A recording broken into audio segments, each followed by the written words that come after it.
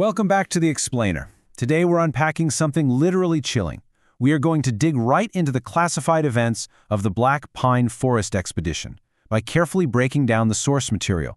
It's a terrifying sequence of events documented by a team that walked into a situation that completely, and I mean completely, defied science, logic, and nature itself. Let's get right into it. Listen to this opening statement from our primary source, a 32-year-old named Ethan Carter. This quote sets the exact tone for the entire case file.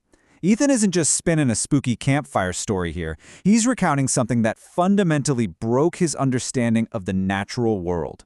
He's issuing a direct warning from northern Montana, a place where endless forests stretch for hundreds of miles, where cell signals vanish, and where the locals absolutely refuse to drive after sunset. Now you really got to understand who Ethan was to get why this is so impactful.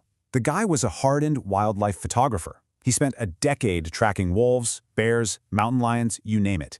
He actively laughed at paranormal investigators. He trusted facts, logic, and science, period. But the Black Pine Forest completely shattered that foundation. He walked out of those woods fully believing that humanity just doesn't understand everything, hiding in the dark. So, why would a grounded, logical professional walk into the unknown? Well, money talks, right? The undeniable incentive that caused Ethan to ignore his better judgment was a massive payout of $25,000 for a single one-week documentary photography assignment. As Ethan himself noted in the file, it sounded ridiculous, almost too good to be true, but the money was real, and it was enough to get him on the phone with the client. The job parameters actually seemed pretty straightforward at first. The client, Daniel Foster, represented a private documentary team and claimed scientists just wanted evidence of bizarre but totally natural animal behavior. We're talking entire packs of wolves completely abandoning their territory, birds that had just stopped nesting, and bears vanishing without a trace.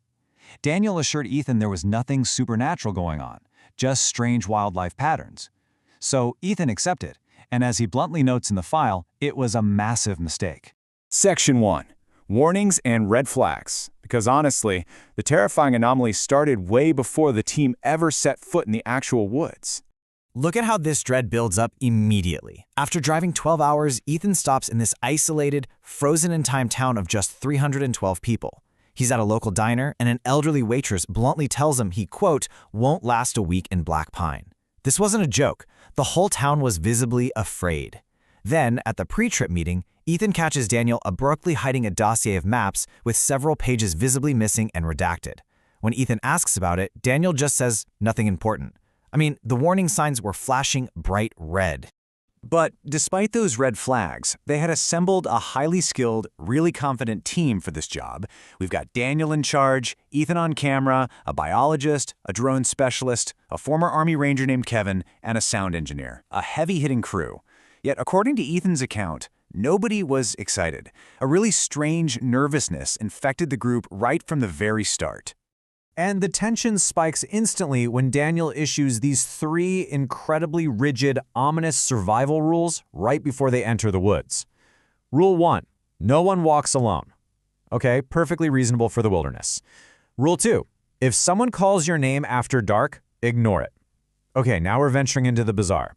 And Rule 3, delivered with a dead serious stare directly at Ethan, if you hear whistling, run. Yeah, nobody was laughing anymore. The expedition had officially begun.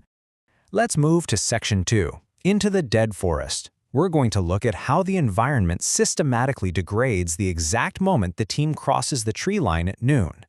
It's like someone flipped a switch. Their logical tethers to reality just vanish. GPS fails instantly, compasses spin endlessly, the drone is totally useless. And Daniel's response? He just nods and says he expected it. But the most alarming thing is the audio. Forests are never truly silent, right? But here, there are no birds, no insects, no wind. It's this unnatural silence that feels almost intentional. Like the forest itself is holding its breath, just listening to them. Right around sunset, they reach an abandoned, moss-covered ranger station, and they encounter their first physical impossibility. They find hundreds of fresh, large, barefoot prints in the freezing dirt. I mean, who walks barefoot in the freezing mountains? But what makes this truly horrific is the pattern. Every single print leads toward the cabin. Not a single footprint leads away. Whatever made them came to the cabin, and it stayed. Which brings us to Section 3, the cabin encounter. The ultimate test.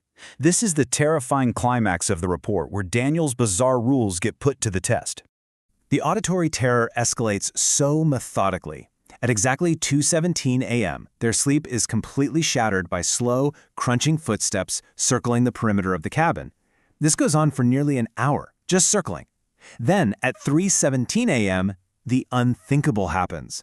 3 slow knocks on the door, and a woman's voice, sounding soft and weak, begs for help. She claims she's lost and, horrifyingly, says she can't feel her legs. Human nature kicks in, right? Sarah and Kevin naturally move to help her, but Daniel physically stops them. With absolute shouting panic, he screams that if they open that door, every single one of them dies. He makes it devastatingly clear that whatever is on the other side of that wood, sounding exactly like an injured woman in need of rescue, is an immediate, lethal threat to everyone in that room. And here is the exact moment Ethan's scientific mind just completely breaks. The crying goes on right outside the door for 20 excruciating minutes. When Kevin's curiosity finally wins out, he slowly peeks through a tiny crack in the window, but there is absolutely no one there. Kevin's face turns completely white, and he stammers, "There wasn't anyone." Despite the incredibly convincing sounds of a victim just inches away, there is only empty space. But wait, because the following morning provides irrefutable physical proof that something actually was standing just outside those walls. Stepping out into the daylight, the team finds fresh footprints completely surrounding every single window and entrance. Something had definitely been out there, watching them all night long. The psychological horror is completely cemented when they look down and find these 4 words written right in the dirt outside Kevin's window. "You looked at me." Let that sink in. It knew exactly what Kevin had done when he peeked through the crack. It was a message. A highly intelligent, deeply sinister message left by something that leaves giant barefoot tracks in the freezing snow. The file ends on just an absolute cliffhanger. The aftermath is brutal. Kevin is permanently traumatized, refusing to ever be alone again for even a second, and flat out refusing to admit to the team what he actually saw through that window. And as they're standing there in that unnatural silence, trying to process this, Daniel's deadly third rule manifests. Deep inside the trees, a long, slow whistle begins, and it is getting closer.